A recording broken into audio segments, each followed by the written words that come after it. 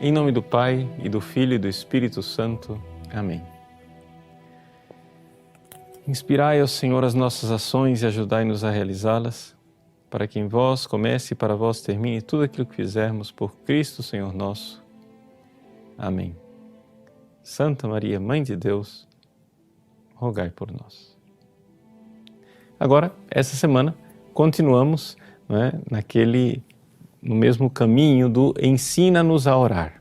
Vamos aprender um pouco essa questão da vida de oração de forma mais prática, de forma mais concreta. E hoje gostaríamos de saber como é que a Virgem Maria, Nossa Senhora, afeta a nossa vida espiritual. Como é que ela concretamente, ela é capaz de intervir na nossa vida espiritual. Bom, aqui existem duas abordagens possíveis. Uma é teológica, outra é mais prática. Nós vamos ficar na abordagem mais prática. Porém, para que as pessoas saibam que existe um embasamento teológico, ou seja, que tudo que nós vamos dizer aqui não é simplesmente uma coisa afetiva no sentido romântico, sentimentalista, mas algo de real, de uma influência real da Virgem Maria em nossa vida, aqueles que quiserem se aprofundar vão ter aí um fundamento teológico. Eu fiz até questão de preparar um pequeno PDF aí de 5 páginas, que são retirados desse livro do padre Garrigou-Lagrange, La Madre del Salvador, a Mãe do Salvador em nossa vida interior. E eu coloquei para vocês aí um resumo das páginas 215 a 219, onde o padre Garrigou explica teologicamente o seguinte: formas de presença da Santíssima Virgem nas almas que lhe estão unidas. Ou seja, existe realmente uma presença. E essa presença da Virgem Maria, nas almas, ela tem uma explicação teológica. Como se dá essa presença? Você vai ver que é evidente, não é uma presença como os corpos estão presentes, mas é uma presença espiritual real. Uma ação, digamos, podemos usar a palavra física, no sentido de uma ação, de uma intervenção na natureza, uma presença que age, que em teologia é chamada de presença virtual. Para não confunda, por favor, não confunda virtual com o que a gente tem hoje, que virtual é o joguinho eletrônico, é o computador virtual. Não, virtual vem de virtus em latim, quer dizer que é uma presença de ação. Assim como um anjo está espiritualmente presente e age, Maria também age nas almas e tem essa presença. Além disso, tem a presença afetiva, que é uma forma de união através da virtude da caridade, e existe também aquelas formas raras de presença, de união mística com a Virgem Maria, de alguns santos que realmente têm uma tal presença da Virgem Maria que eles têm, do mesmo jeito que existe uma presença habitual da Trindade nos santos de sétima morada, etc. e tal, existe alguns santos, é uma coisa rara, mas existe essa presença habitual da Virgem Maria. Por exemplo, acho que vocês conhecem aquela oração famosa, Augusta, Rainha dos Anjos, do bem-aventurado Luiz Eduardo Sestá. O Luiz Eduardo Sestá, o bem-aventurado, ele tinha essa presença habitual da Virgem Maria. E ele dizia: eu sinto a presença dela da mesma forma que o cavalo sente a presença das mãos daquele que segura as rédeas. Ou seja, a metáfora é interessante, porque o cavalo não sente a presença das mãos tocando fisicamente, mas sente a presença das mãos pelo influxo, Então, através das rédeas. Então, a Virgem Maria tem essa presença, e ele sentia essa presença. Por exemplo, testemunho de pessoas que, no meio dos seus sofrimentos e de suas dores, sabem da presença mística da Virgem Santíssima. né, um cartucho que dizia: estou sofrendo muito, mas vejo que ela está alegre. Existe essa presença real da Virgem Maria. Bom, então essas são as presenças, essa questão teológica, ok? Vamos, porém, para uma abordagem mais prática, e para essa abordagem mais prática, se vocês quiserem, o comentário disso está também nesse livro do Garrigou-Lagrange, mas a coisa é mais baseada no Tratado da Verdadeira Devoção da Santíssima Virgem Maria, no capítulo 7º. Então, no que é que a Virgem Maria pode influenciar na nossa vida de oração concretamente? Esse capítulo 7º do tratado é o resumo perfeito, é o roteiro, né, da nossa aula e daquilo que nós podemos realmente experimentar. Só que eu gostaria de fazer essa aula, já que é uma aula a respeito da vida de oração, gostaria de intercalar o ensino com a oração, né, para que a gente possa realmente tirar o fruto disso daqui. Primeira coisa que diz São Luís Maria Grião de Montfort, ele diz assim, que o título do capítulo é Efeitos Maravilhosos que esta devoção produz numa alma que lhe é fiel. Então, artigo 1º, conhecimento e desprezo de si mesmo. Veja, isso aqui é a base do edifício espiritual, que é a humildade, né? Nós sabemos que o nosso edifício espiritual tem duas virtudes, a humildade e a fé. O artigo 1º ele vai tratar da humildade. O artigo 2º ele vai tratar da fé, participação da fé de Maria. Mas a humildade, por que a Virgem Maria pode nos ajudar na humildade? Primeiro, porque ela é a humilde serva do Senhor. E embora ela esteja exaltada no céu, gloriosa acima, muito acima dos mais altos anjos, muito acima dos serafins, ela continua humilde. Porque ela, sendo criatura, ela olha infinitamente acima de si a Trindade, o seu Filho Jesus. E ela humildemente se coloca ali como servidora deles. E o que é que acontece? Se nós quisermos uma vida espiritual, nós temos que lembrar aquilo que está escrito, não é, na Cidade de Deus de Santo Agostinho. Existem duas cidades. Uma construída do amor de si até o desprezo de Deus, e outra construída pelo amor de Deus até o desprezo de si. Então é necessário desprezar a si mesmo, né? Desprezar a si mesmo e ver o quanto nós somos miséria mesmo. E a Virgem Maria nos ajuda a ver, né, essa miséria com a sua humildade. Você pode se colocar na presença da Virgem Maria e veja no coração dela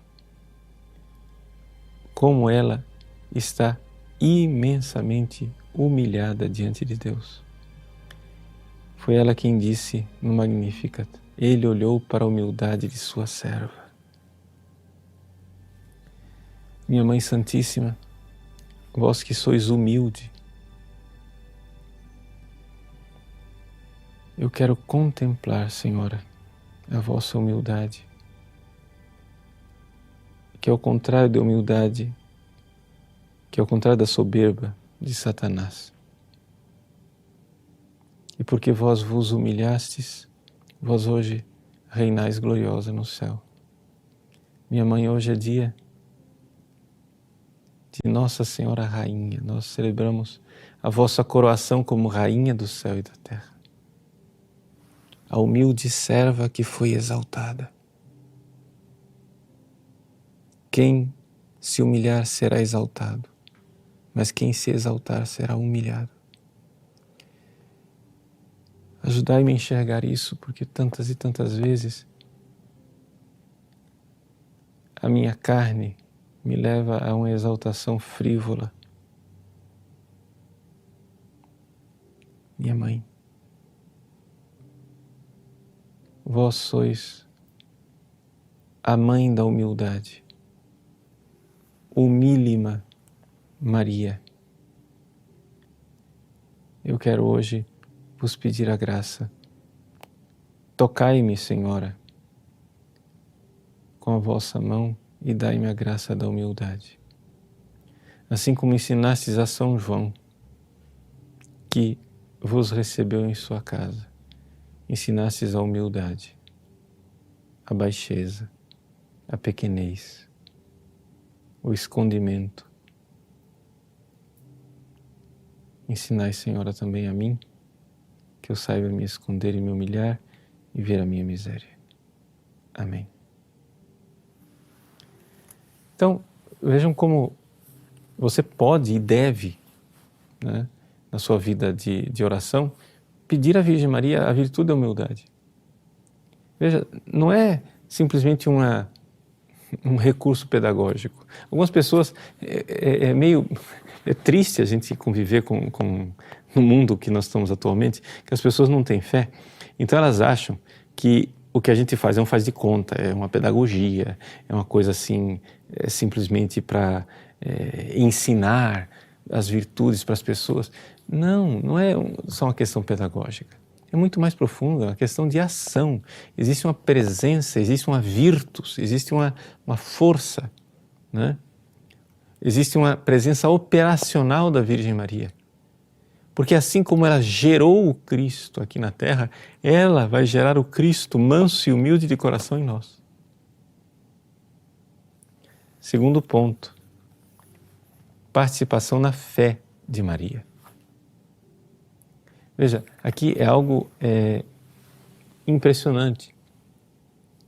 Por quê? Porque Jesus, embora seja o homem perfeitíssimo, Jesus não tinha fé. As pessoas dizem, como assim Jesus não tinha fé? Claro que não tinha fé. Ele tinha visão beatífica, ele via Deus face a face, né? Ele sendo Deus que se fez homem, ele não tinha fé. Ele, ou seja, a parte mais elevada da alma de Cristo, né, estava vendo a glória de Deus, embora as consequências desta visão não irradiavam para as partes inferiores e Jesus continuava sofrendo igual a nós, na forma servil como nós. Mas, se é assim, qual foi a maior fé que jamais, assim, que existiu na face da terra? Foi a fé de Maria. Hoje, no céu, ela está vendo Deus face a face e ela não tem mais fé. Porque a fé é para quem está aqui nesse mundo, peregrino. Mas São Luís Maria Grignion de Montfort diz o seguinte: embora ela tivesse uma fé maior do que a dos patriarcas, maior do que a dos profetas, e hoje ela não tenha mais a fé no céu porque vê Deus na sua glória, com assentimento do Altíssimo, ela, entretanto, não a perdeu a entrar na glória.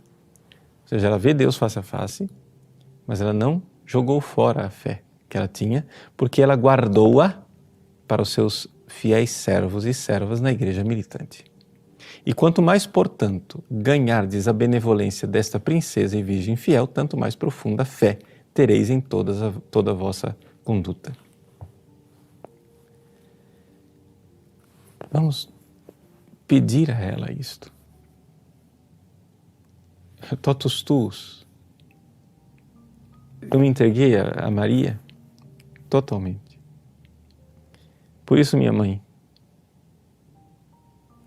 as minhas virtudes são tuas para que as modifiqueis e melhoreis, e as vossas virtudes são minhas. Portanto, a vossa fé pode agir em mim. Mãe, eu quero hoje vos agradecer, porque é impressionante como a minha vida mudou depois que eu me entreguei a vós na consagração. Eu não conhecia essa consagração antes do ano 2010. Fazem somente 6 anos e, no entanto, como mudastes a minha vida e como a minha fé aumentou. E eu não posso deixar de ver aqui uma ação vossa.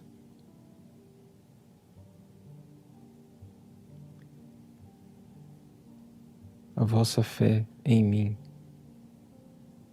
Mas eu quero pedir, Senhora, purificai mais ainda a minha fé. Uma fé pura. Uma fé pura que vos levará à despreocupação por tudo que é sensível e extraordinário. Sim, Mãe Santíssima, eu sempre, nas coisas espirituais, estou sempre procurando consolações sensíveis e procurando sinais extraordinários, sinais milagrosos da presença de Deus. Vós me prometeis uma fé pura que já não precise mais disso. Eu vos agradeço e vos louvo por isto. Uma fé viva e animada pela caridade que fará com que as vossas ações sejam motivadas por puro amor. Eu olho dentro de mim e vejo que as minhas ações não são por puro amor. Me humilho diante do vosso amor, Mãe Santíssima. Do amor com que vós amais a Deus e amais a mim. E quero vos pedir que a graça de amar. Minha fé ainda é pequena, eu ainda não amo a Deus como Ele precisa ser amado, nem de longe, de jeito nenhum. Minha fé ainda é a fé de uma criança que engatinha. Mas vós tivesseis paciência com Jesus, que crescia e engatinhava.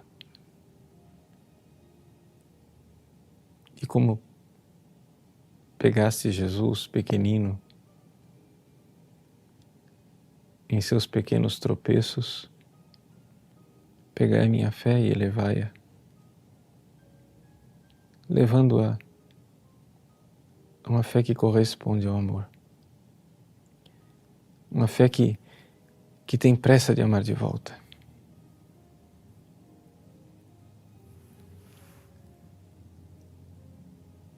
Uma fé firme e inquebrantável, como um rochedo que vos manterá firme e constante no meio das tempestades e tormentas.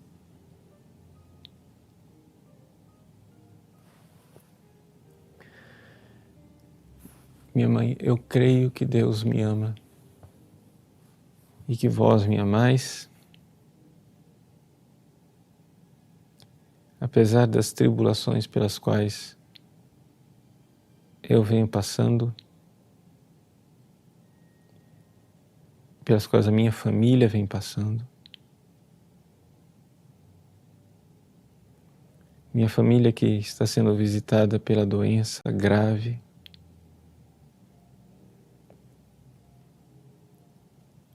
Mesmo nesta tempestade, minha mãe, como vós estivestes de pé na cruz, Stabat Mater, como a mãe esteve de pé ao lado da cruz, dai-me a vossa fé, mãe. Vós estáveis ali com São João. Foi a vossa presença ao lado de São João que fez com que ele não sucumbisse naquela hora. A cruz me visita, visita as pessoas que eu amo. A doença bate na porta da minha família. Sangue do meu sangue. Aumentai, Senhor, a fé, que nós não sejamos abalados por essa provação. Uma fé ativa e penetrante que, semelhante a uma chave misteriosa, vos dará entrada em todos os mistérios de Jesus Cristo nos novíssimos do homem e no coração do próprio Deus.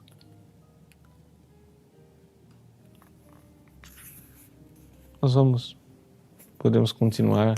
Aqui o São Luís fala de fé corajosa, depois fala de fé que é um farol luminoso. Como a fé de Maria é importante para nós. Humildade e fé, essas duas virtudes fundamentais. Eu estou aqui só colocando para você entender quanto na sua vida de oração você pode, né, usar esta presença da Virgem Maria. Né? E é real, é uma ação, ela age, ela faz. Ela é instrumento de Deus para a transformação. Mas não para por aí. Não é somente isso. É mais. E o que é que ela pode oferecer de maior? Mais ainda, mais do que isso que nós já vimos até agora? Bom, ela pode nos ajudar, porque para nós continuarmos no caminho de santidade, nós precisamos parar de ser Martas agitadas. E como é que Maria pode nos ajudar para nos livrar desta agitação da nossa vida? Nós vamos ver depois de um brevíssimo intervalo, onde nós vamos continuar rezando e vamos continuar pedindo a ela que nos ajude na nossa vida espiritual. Vamos falar agora de como é que a Virgem Maria pode fazer com que nós progridamos na vida espiritual. Bom, aqui vamos entender primeiro qual é o processo de progresso, né?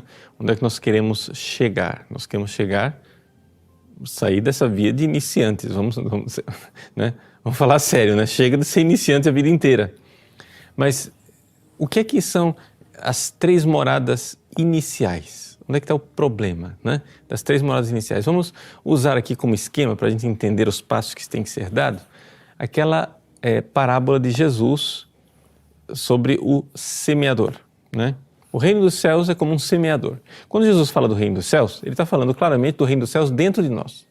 Tá? O reino dos céus é isso, é o reinado. O reino dos céus está dentro de vós. É o céu dentro de nós que Jesus está falando. Então veja só, como é o reino dos céus? A semente cai no meio do caminho e o passarinho vai e leva. O que é isso? Essas são as pessoas que estão na primeira morada. Ou seja, são as pessoas que, infelizmente, 99,9% dos cristãos atualmente, né, não têm vida de oração. Né? Eles nem sequer param para meditar a palavra de Deus, para compreendê-la, para fazer meditação, para rezar, para ter oração íntima, e por isso não saem da primeira morada e não passam para a segunda. Né? Então, aqui que está o problema. As pessoas recebem a semente, mas a semente nem chega a germinar, não faz nada. Né? Veja, isso daqui, o que nós estamos vivendo, não pensem que a humanidade sempre foi assim. Eu digo, 99,9% das pessoas né, não saíram da primeira morada e sempre foi assim. Não. Se você for ver o testemunho de Santa Teresa diz que na época dela, ela reclama que as pessoas não saem da terceira morada. Ou seja, não passa para a quarta, ou seja, não passa para o caminho iluminativo. Ou seja, eram pessoas que chegaram na terceira morada, que nós vamos ver as características da terceira morada daqui a pouco, mas que não passam para a quarta. Então não foi sempre assim. Então, primeiro tipo de terreno, a semente caiu no caminho. Mas houve algumas sementes que brotaram, né? Mas brotaram no meio do pedregulho e na hora que veio o sol, né, elas secaram. Isso daí é o pessoal da segunda morada. Né? Você diz, nossa padre, essa é a segunda morada? Mas o senhor está fazendo um projeto #segunda morada, fazendo para todo mundo ir para a segunda morada? Como, padre Paulo Ricardo? O senhor... Não, é evidente, eu já disse desde o início, o objetivo não é a segunda morada, o objetivo é a quinta. Só que acontece o seguinte, está todo mundo empacado na primeira, então pelo menos a gente começa. Ou seja, o projeto segunda morada não é que lá é o objetivo, o projeto segunda morada é para desencalhar. E o que é a segunda morada? As pessoas começaram a rezar, a pessoa entendeu, a pessoa precisa rezar, ela tem vida íntima. Só que estas pessoas, quando vem a tempestade, quando vem a cruz, quando a cruz visita estas pessoas, seca. Ou seja, tem a oração, mas não tiveram ainda a experiência da penitência e da cruz. Vamos para frente. Terceira morada. Na terceira morada são as pessoas que brotou, mas o espinheiro foi e sufocou. E o que são os espinheiros? Jesus diz, as preocupações mundanas. Essa é a Marta. A agitação. Ou seja, a pessoa não comete mais pecados mortais, muito dificilmente comete pecados veniais, não faz nenhum pecado venial por nada desse mundo, só que não vai para a quarta morada.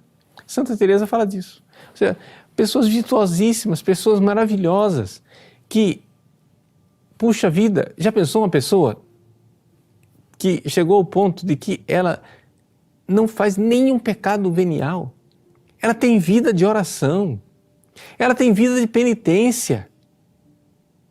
Ou seja, ela não está na primeira morada, ela já tem vida de oração, está na segunda. Ela não está na segunda morada, ela faz penitência, está na terceira. Já sabe viver com o sol causticante, mas fica agitada. Santa Teresa, né, ela comenta assim, dizendo, mas essas são as pessoas que meditam sobre a paixão de Cristo o tempo todo? Ela cita o exemplo de um sujeito muito virtuoso, né?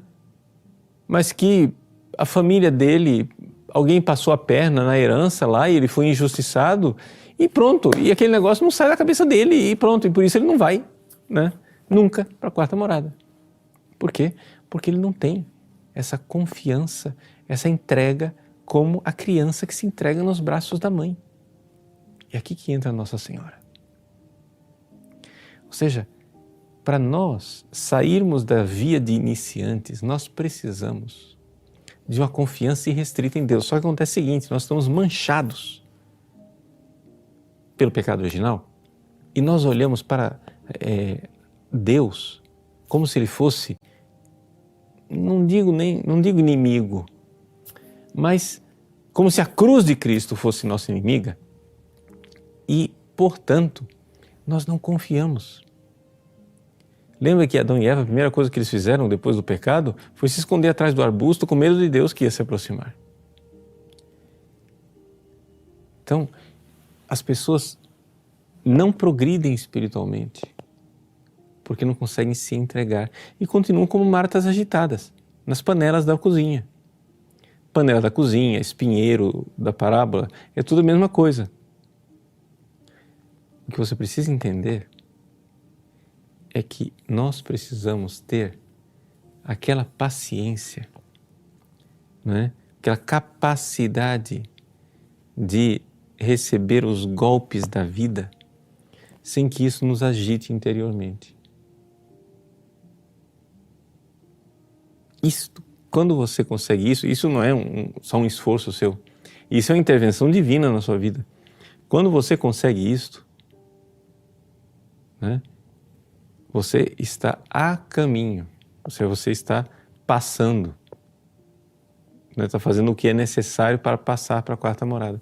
Mas se as pessoas continuam agitadas, continuam donas da sua vida, continuam indignadas com tudo que acontece, etc e tal. Claro, vejam, eu quero que vocês entendam o seguinte, a caridade nos leva a ficar indignados com coisas que acontecem com os outros no sentido de que nós vamos lá ajudá-los, é o amor a Deus, concreto, no próximo. Não estou dizendo que você...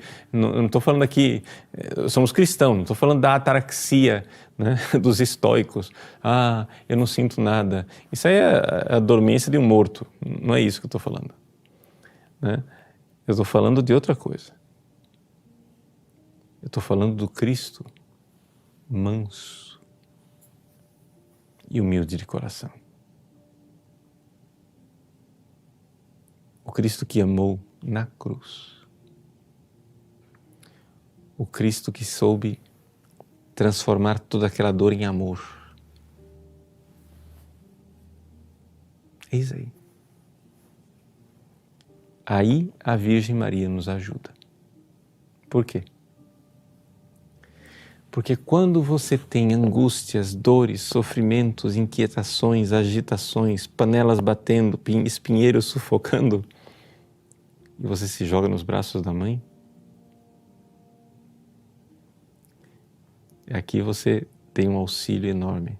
Vejam, o que eu estou dizendo para vocês é o seguinte, que a consagração à Nossa Senhora, a entrega à Nossa Senhora é um elevador, para usar a metáfora de Teresinha, é um upgrade maravilhoso, né? Ou seja, para a sua vida espiritual, porque você, ao se entregar confiantemente à Virgem Maria, você vai conseguir ir para frente. Então, uma das coisas que São Luís diz no tratado, grande confiança em Deus e em Maria. A Santíssima Virgem nos enche de grande confiança em Deus e nela. Primeiro, porque não vos aproximareis mais de Jesus Cristo por vós mesmo, mas sempre por intermédio desta bondosa Mãe. Então, assim, todo temor que você tiver de Jesus, você tem a Mãe. Você vai no colo da Mãe. Mas, padre, eu não tenho medo de Jesus. Infelizmente, gente, vamos dizer, ser bem objetivos. Existe um medo irracional dentro de nós. Um medo irracional dentro de nós. Nós sabemos que Deus é amor infinito, mas nós temos medo da vontade de Deus. E é por isso que as pessoas não se resignam, não se entregam. E porque não se entregam, não são dóceis. Porque não são dóceis, não passam, não evoluem, não vão para frente. Por quê? Porque o caminho, a passagem para a mística, né, da quarta morada, é a passagem da pessoa que tornou-se maleável. Veja, vamos resumir numa palavra só, vamos ser bem objetivos. Qual é a nossa finalidade de iniciantes? Qual é a nossa missão para quem está iniciando?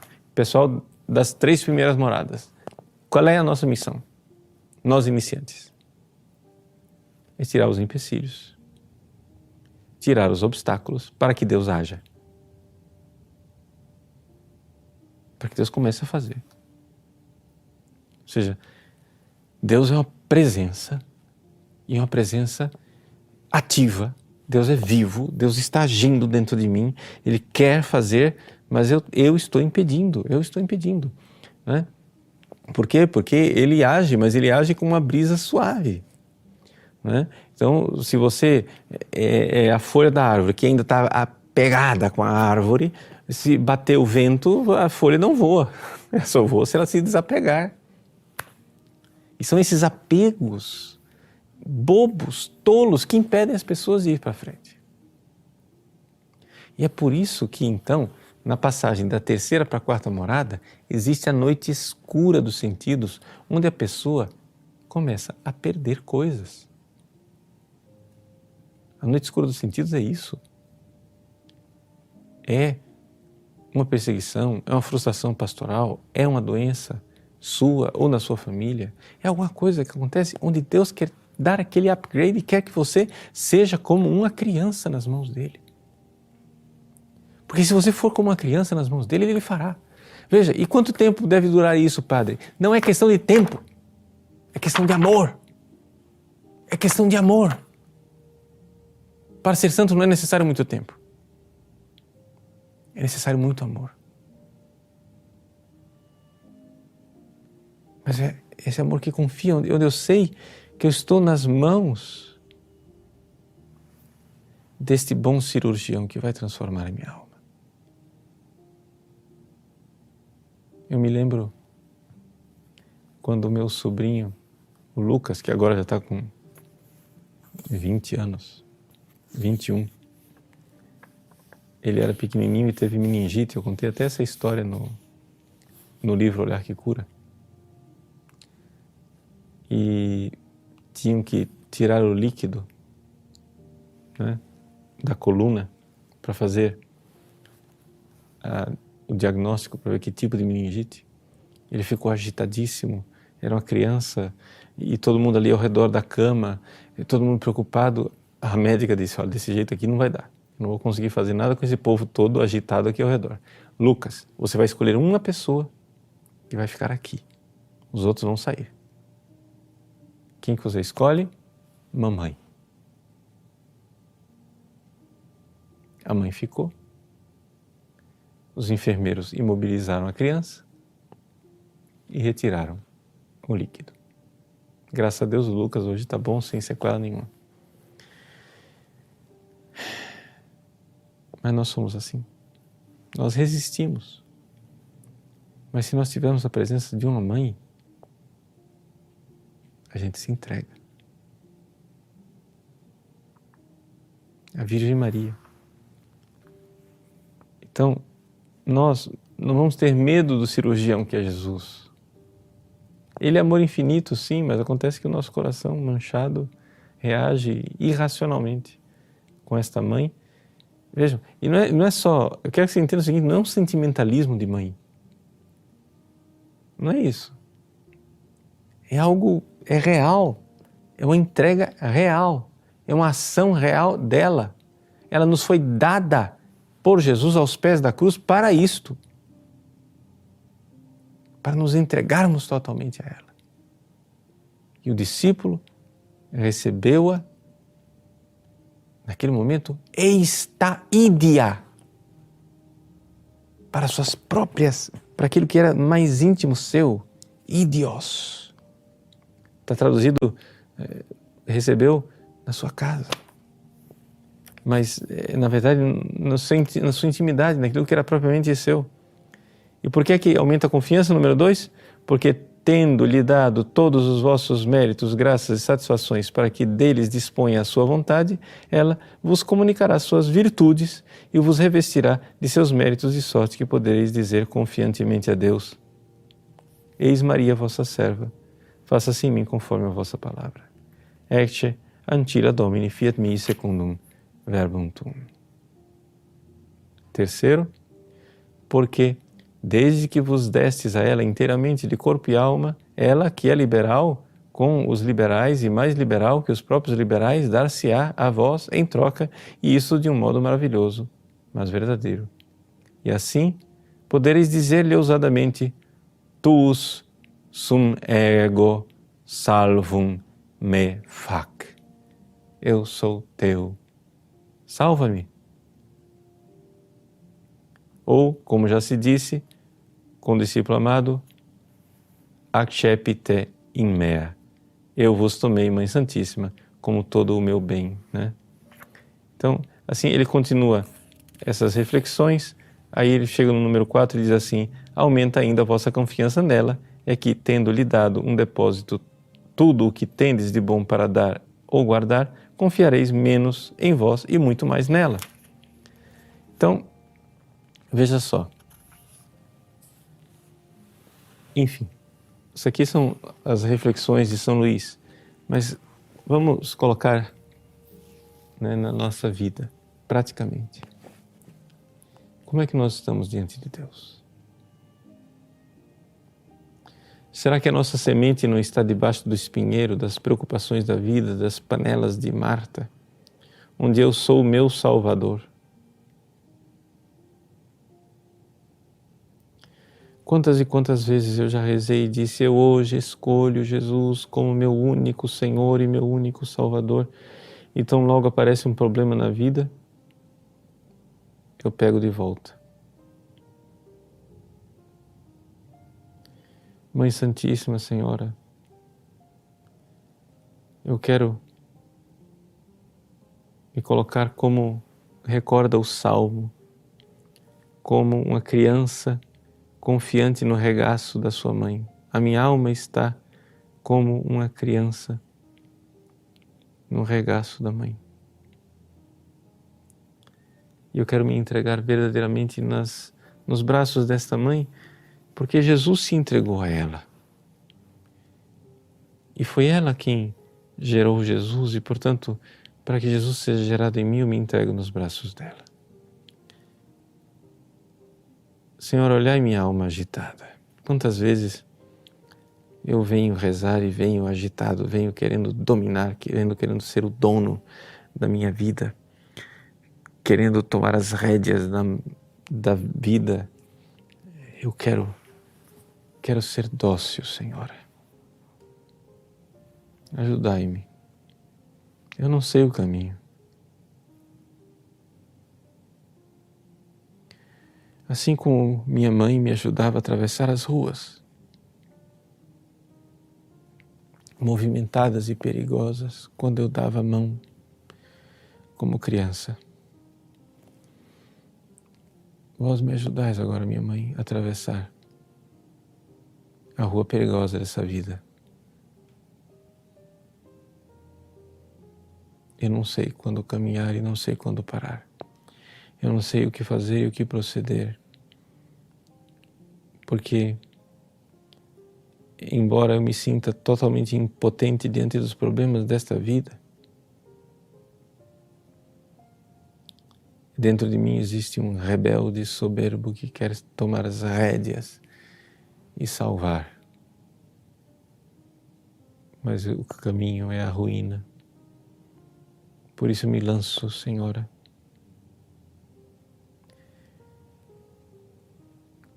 Como os primeiros cristãos, eu quero rezar nesta noite aquela oração tão antiga do segundo século.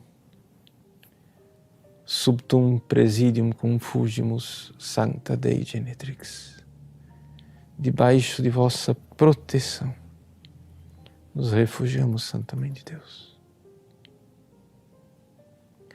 Não desprezes nossas súplicas em nossas necessidades.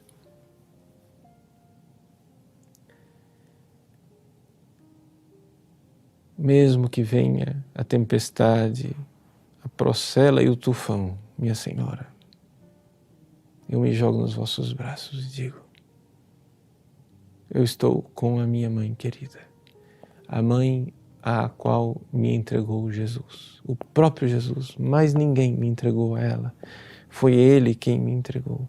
E por isso, minha mãe, eu me lanço em obediência ao Cristo para dizer: vós, Senhora, sois aquela que conduzis os filhos de Deus na luta contra a serpente e contra o maligno. E embora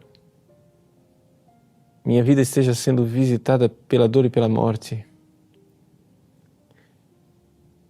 eu sei que Deus vencerá. Guardai-me, Senhora, para que eu esteja do lado de Deus quando Ele vencer.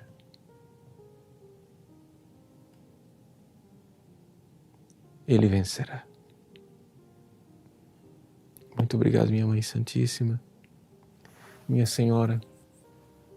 Hoje que é dia de Nossa Senhora Rainha. Minha Senhora, hoje aqui nesse mundo, na fé, eu não vejo com clareza o quanto vós me ajudais a cada momento. Mas eu sei que os bem-aventurados no céu já veem face a face tudo o que vós fizestes por eles. E eu quero um dia, minha Senhora, estar no céu, para ver o quanto vós me ajudastes e o quanto fostes boa, e vós sereis parte da glória que eu irei fruir, irei gozar no céu, de ver-vos, Mãe bondosa, gloriosa, na glória celeste, e poder cantar como minha avó me ensinou quando eu era criança. Com minha mãe estarei na santa glória um dia, junto à Virgem Maria, no céu triunfarei.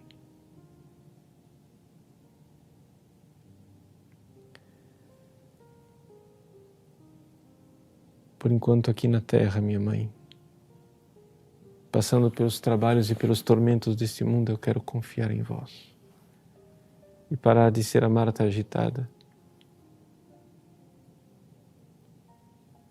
para que então, dócil ao vosso toque de mãe, eu possa me unir àquele que é o esposo e possa amá-lo e servi-lo, nosso Senhor Jesus Cristo, Deus glorioso e bendito, que reina e quer reinar cada vez mais nos corações onde vós reinais como rainha. Abençoai, Senhora, esses vossos filhos, debaixo do vosso manto sagrado. Em nome do Pai, e do Filho, e do Espírito Santo. Amém.